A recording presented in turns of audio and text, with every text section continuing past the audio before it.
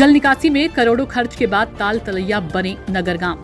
कौशाम्बी में पूरे वर्ष जल निकासी की व्यवस्था को लेकर नाली खड़ंजा, नाला, सड़क, सीसी रोड, इंटरलॉकिंग पटरी नगर पंचायत, नगर पालिका, ग्राम पंचायत, खंड विकास अधिकारी कार्यालय, जिला पंचायत के द्वारा नगर और ग्रामीण क्षेत्रों में बनवाया जाता है। इतना ही नहीं, लोक निर्माण विभाग के तीनों खंड द्वारा भी जल निकासी की समस्या समाधान करने के लिए नाला, सड़क, पटरी आदि का निर्माण किया जाता है।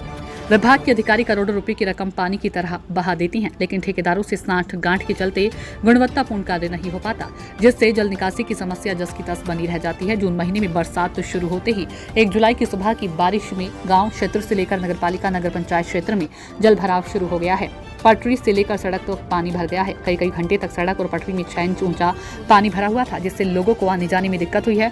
सड़कों में और पटरियों में गड्ढे होने के चलते राहगीर पानी भरे गड्ढे नहीं देख पाए, जिससे गड्ढों में गिरकर तमाम राहगीर चोटिल भी हुए हैं।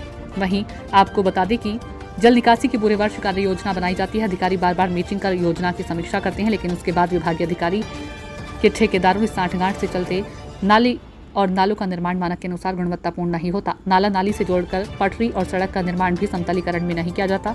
नाली नाला निर्माण और सड़क पटरी का निर्माण का आपस में तालमेल नहीं मिल पाता, जिससे सड़क और पटरी का पानी नाला नाली में नहीं बह पाता है और हल्की बारिश में ही जल भराव शुरू हो जाता है।